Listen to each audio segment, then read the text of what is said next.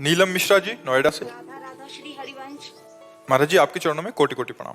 महाराज जी, मेरा प्रश्न है कि यदि मनुष्य को उसके प्रारब्ध का अनुसार फल मिलता है तो कोई मनुष्य किसी दूसरे मनुष्य के साथ कुछ गलत करता है तो दोष गलत करने वाले मनुष्य को क्यों माना जाता है? जिस मनुष्य के साथ कुछ गलत हुआ हो उसके तो प्रारब्ध क्रियमाण भी तो है ना। क्रियमाण माने नया कर्म।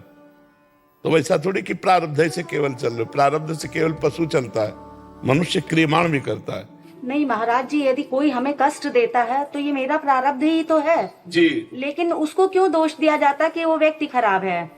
क्योंकि वो तुम्हारे द्वारा प्रेरित जो पूर्व का प्रारब्ध है उसे समन कर सकता था, वो आपको कष्ट नहीं दे सकता था, वो रोक सकता था। मनुष्य शरीर है, अब उसने वो तुम्हारे प्रारब्ध से प्रेरित होकर किया तो उसमें नया संस्कार बन गया।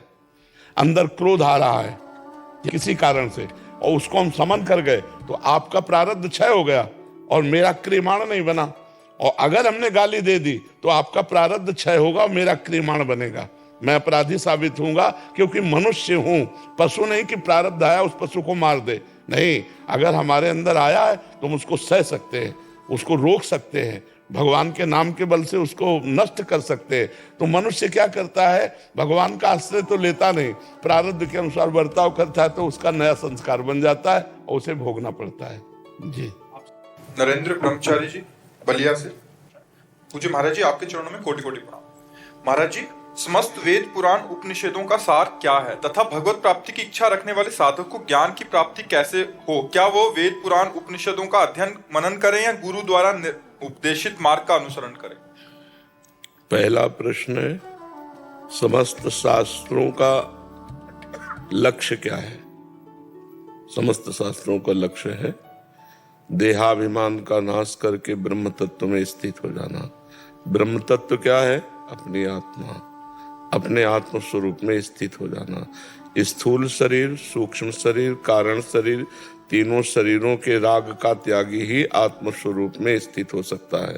जो तीनों शरीरों का देहाभिमानी जीव है, त्रिगुण माया में भ्रमित होता है, स्वरूप में नहीं।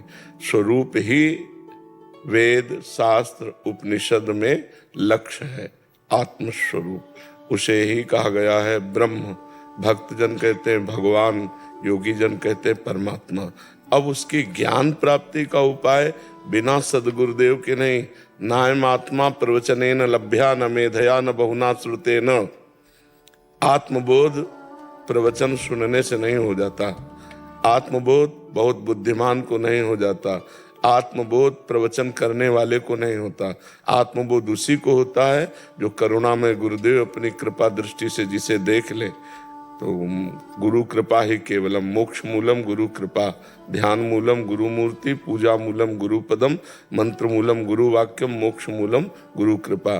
केवल बुद्धि से काम नहीं चलता क्योंकि बुद्धि प्रकृति जन्य है। जब गुरुदेव कृपा करते हैं तो हमारी बुद्धि ब्रह्म में निष्ठा युक्त हो जाती है, ब्रह्मनिष्ठ ही आत्मबोध को प्राप्त होता है। तो गुरु कृपा के बिना चाहे शिव विरंच सम होई, गुरु बिन भव निधि तरह न कोई। ऐसा कभी भ्रम न पाल ले कि हम उपनिषद पढ़कर तत्व ज्ञानी हो जाएंगे या वेद पुराण पढ़ करके हम विद्वान होकर भगवत तत्व के ज्ञाता हो जाएंगे। इसमें अहंकार बना रहेगा और गुरु के चरणों की धूल जब माथे पर रखते हैं तो अहंकार नष्ट हो जाता है, तभी तत्वबोध होता है। रहुगणित तत्तपसा न याति न चेज्जया न निरूपणात् गृहाद्वा न छंदसा नैव जलाग्नि सूर्यो बिना महत्पादरजो अभिषेकम। रहुगण को उपदेश देते हुए जड़ भरत जी महाराज कहते हैं, रहुगण ये सूर्य चंद्र अग्नि वायु की उपासना से तत्वबोध नहीं होता, ये गृहस्थ धर्म के पालन से भी नहीं होता, ये वेदों के स्वाध्याय न छंदसा, ये वेदों के स्वाध्याय से भी नहीं होता। कैसे होता है? बोले जो ब्रह्मबोध महापुरुष हैं उनकी चरण रज का सेवन करने से, बिना महत्पाद रजोभिषेकम। जो महापुरुष जन है उनकी चरण रज का जब तक अभिषेक नहीं होगा तब तक तत्व ज्ञान विशुद्ध नहीं होगा। महापुरुषों की कृपा, गुरुदेव की कृपा से ही तत्व ज्ञान। न छंदसा नैव जलाग्नि सूर्यो बिना महत्पाद रजोभिषेकम। तो समझ में आया आपके?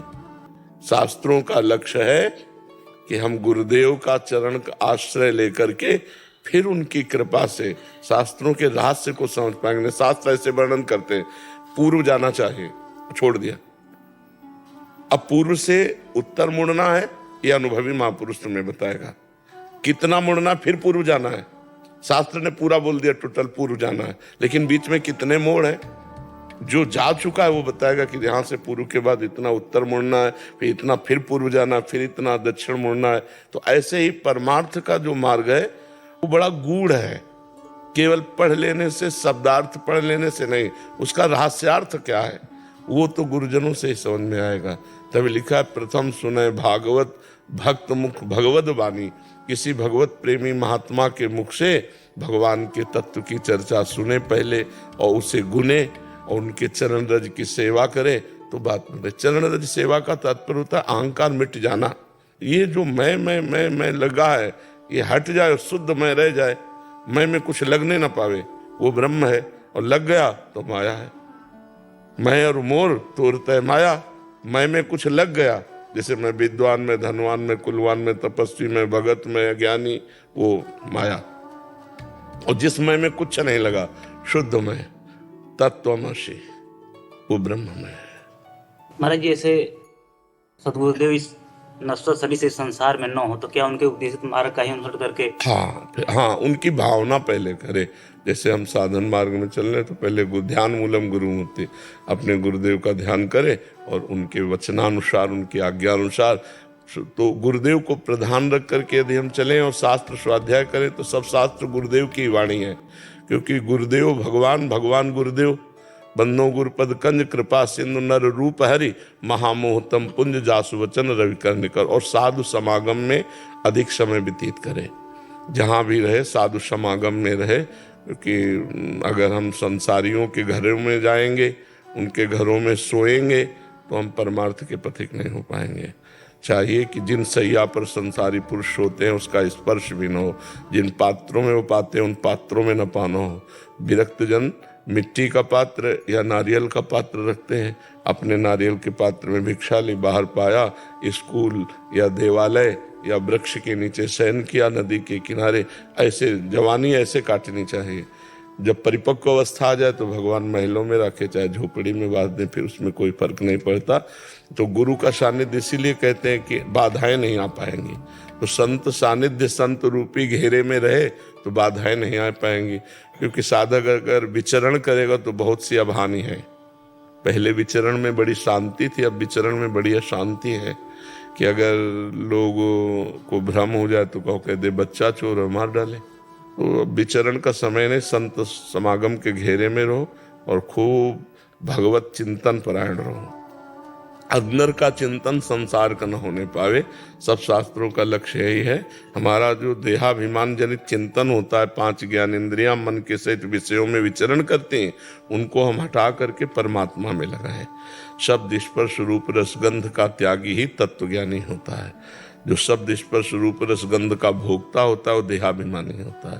तो बहुत सावधानी पूर्वक जीवन काटिए, क्योंकि बहुत खतरा है। अब धर्म से चलना, जिनसे हम भिक्षा लेंगे वो धर्म से चलना जानते नहीं, तो वो भिक्षा जाके हमको भी तो अधर्म में प्रेरित करेगी।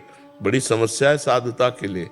क्योंकि जैसा हम अन्न खाएंगे वैसा मन बनेगा, जैसा हम पानी पिएंगे वैसी वाणी बनेगी, जैसा संग करेंगे वैसा रंग चढ़ेगा।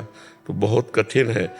अब घर गृहस्थी के लोग पवित्रता, संध्या बंदन ये सब भूल रहे। कौन गृहस्थ 4 बजे उठकर संध्या करता है?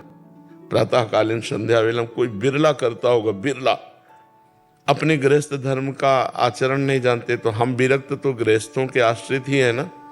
वस्त्र, भोजन, व्यवस्था हमारी तो गृहस्थों से ही तो चलती है। अगर वो धर्मयुक्त नहीं रहेंगे तो हम धर्मयुक्त कहाँ से हो जाएंगे?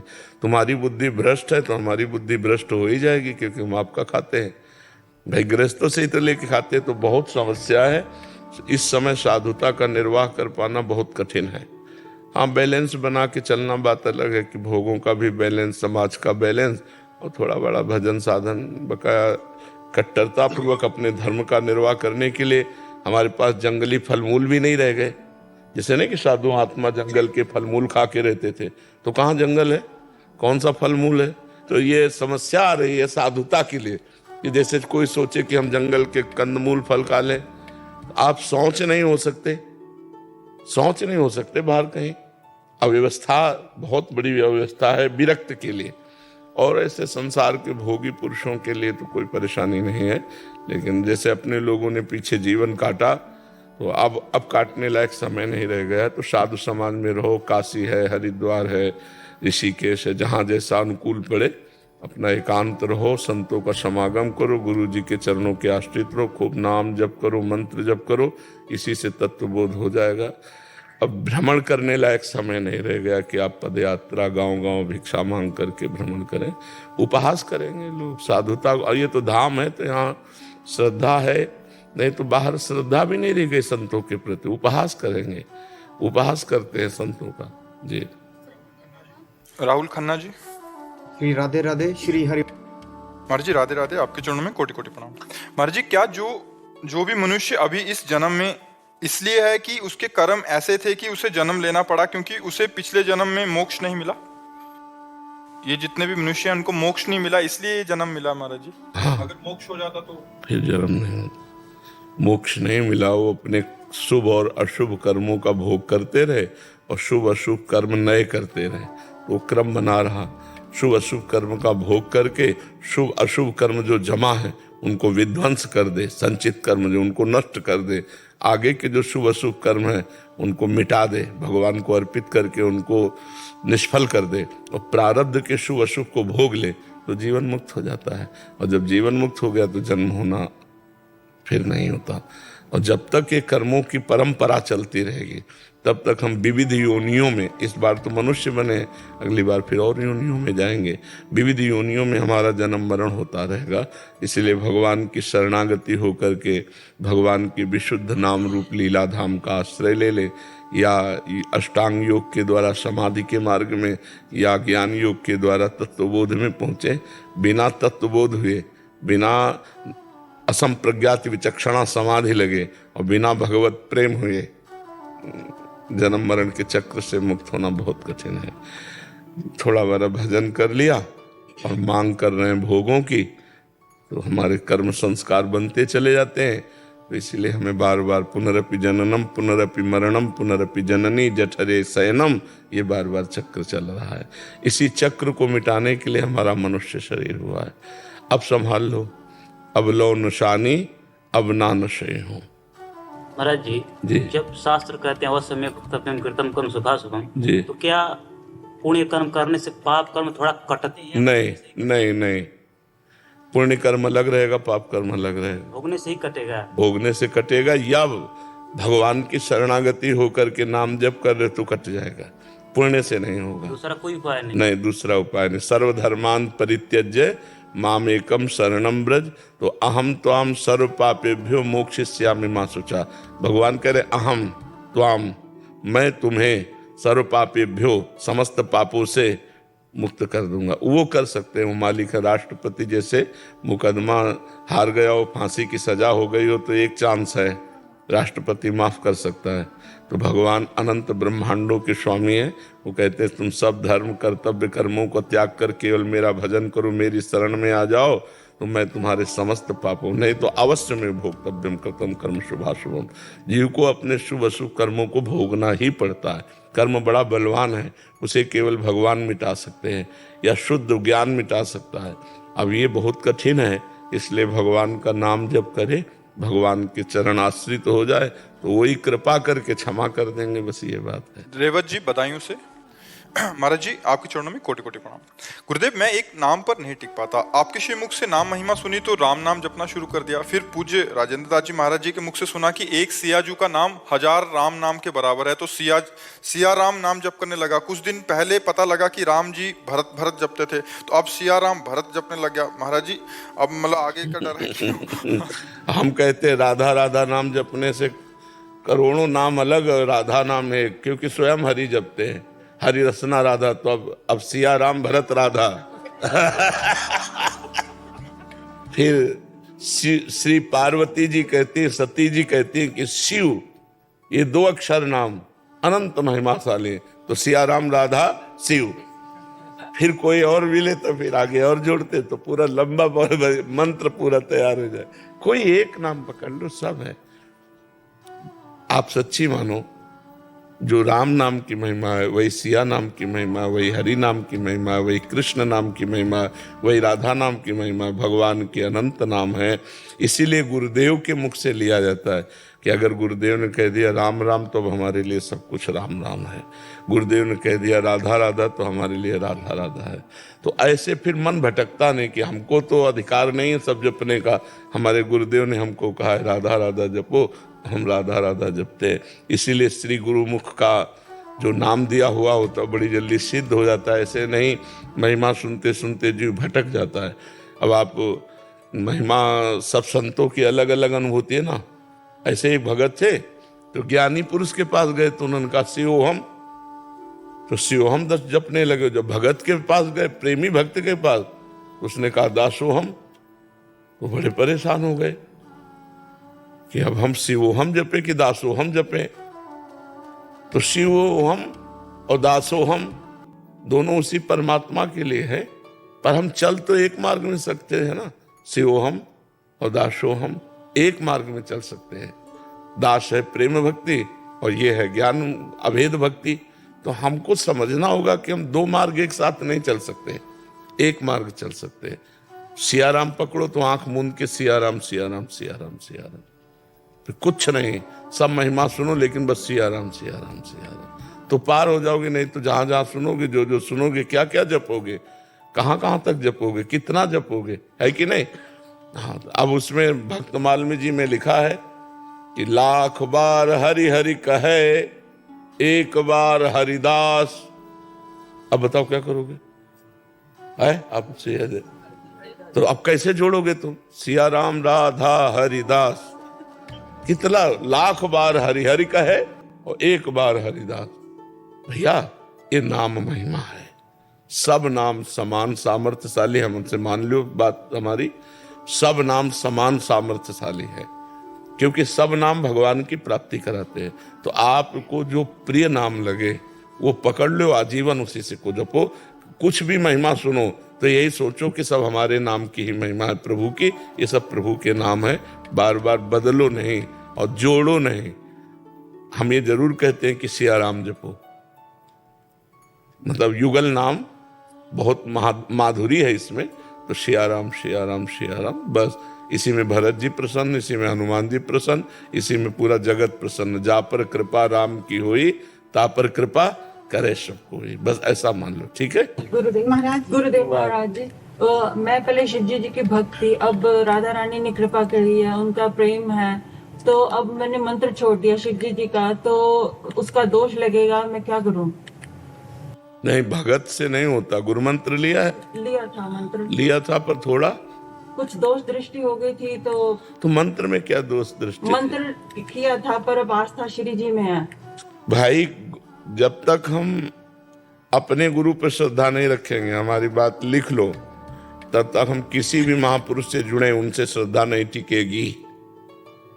अपने गुरुदेव में श्रद्धा रखते हुए, जब रस की भावना में कि बहुत दिन से भगवान शिव का मंत्र जप रहे हैं और उन्होंने कृपा करके अब राधा रानी की तरफ भेजा, तो ऐसे मार्ग से हम चल सकते हैं। लेकिन अपने गुरु पर दोष दर्शन करके, मंत्र की अवहेलना करके फिर हम ऐसे, तो ऐसे इन पर भी अश्रद्धा हो जाएगी, ऐसे ये मार्ग भी बाधित हो जाएगा।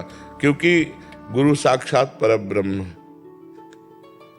क्या टीचर की योग्यता को विद्यार्थी जान पाएगा क्या? तो क्या गुरु की महिमा को हम लोग जान पाएंगे क्या? तो हम गुरु पर दोष दर्शन क्या करते हैं? तो अगर कामी तुम्हें दिखाई दे रहे हैं तो ये मेरा दोष दर्शन है, लोभी दिखाई दे तो मेरा दोष दर्शन। गुरु साक्षात परब्रह्म, पहले मान के देखो।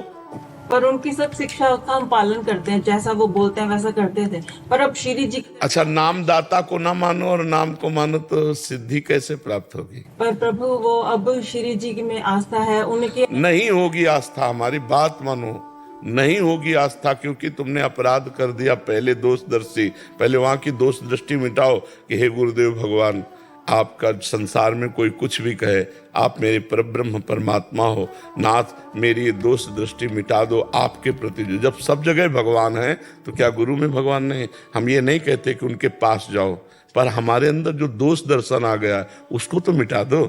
निर्दोष होकर के जब हम किसी गुरु का वर्ण करेंगे तो हमारे भाव बन पाएंगे। अपने गुरु पे दोष दर्शन, मुझे तो ये समझ में नहीं आता कि गुरु में दोष दर्शन कैसे हो जाता है।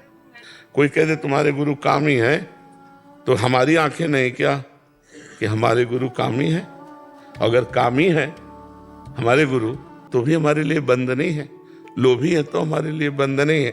एक कामी और लोभी सांसारिक शब्द गुरु में कैसे लग सकता है? गुरुर ब्रह्मा गुरुर विष्णु गुरुर्देव महेश्वरा गुरु साक्षात परब्रह्म तस्मै श्री। इसीलिए हम सबसे कहते हैं उनसे मंत्र लिया, उपासना लिया, एकांत हो गए, भजन किए, दंडवत किए, न दोष दर्शन न होने पाए। अगर हमारा नजदीक रहने से दोष दर्शन होता तो दूरी बना लेना चाहिए और कभी गुरु की निंदा नहीं करनी चाहिए। बड़ा मुश्किल है इस माया से पार होना, और भगवान गुरु रूप में आए हैं। अब वो कोई लीला करें, हमें बर्दाश्त नहीं हो रही वो लीला, तो हम दूरी हो जाते पर उन पे दोष दृष्टि नहीं करते। ये बात समझनी चाहिए। अभी गुरु मंत्र जपो जो गुरु जी ने दिया, और रोज सुबह शाम गुरु जी को प्रणाम करो, उन्हीं को। वो तो पंचाक्षर मंत्र है। तो अब क्या सस्ता समझती हो क्या पंचाक्षरी मंत्र? विश्व ब्रह्मांड को हिला के रख दे इतनी सामर्थ्य पंचाक्षरी मंत्र में। अब मैंने शिव बाबा से ही प्रार्थना की थी कि मेरे को इधर प्रेम भक्ति दो, तो इधर का मार्ग दे दिया उन्होंने। अब सारा प्रेम इधर। हाँ, अभी क्या हुआ, अभी की चर्चा में आपकी जबान से गुरु के प्रति दोष दृष्टि आई, तो आप पहले इसका समाधान करो कि हमारे गुरु साक्षात परब्रह्म में बिल्कुल दोष दृष्टि नहीं करती। ऐसी भावना रखनी चाहिए। देखो माँ माँ है, माँ कैसी है ये प्रश्न नहीं उठता, कैसी हो तो माँ होनी चाहिए, ऐसा नहीं होता। माँ है, अब इसके बाद जो है सो है, पर वो माँ है, गुरु है, और वो जैसे हैं वो जाने। हमको जो उन्होंने दिया वो हमें अपने मार्ग में चलते रहना।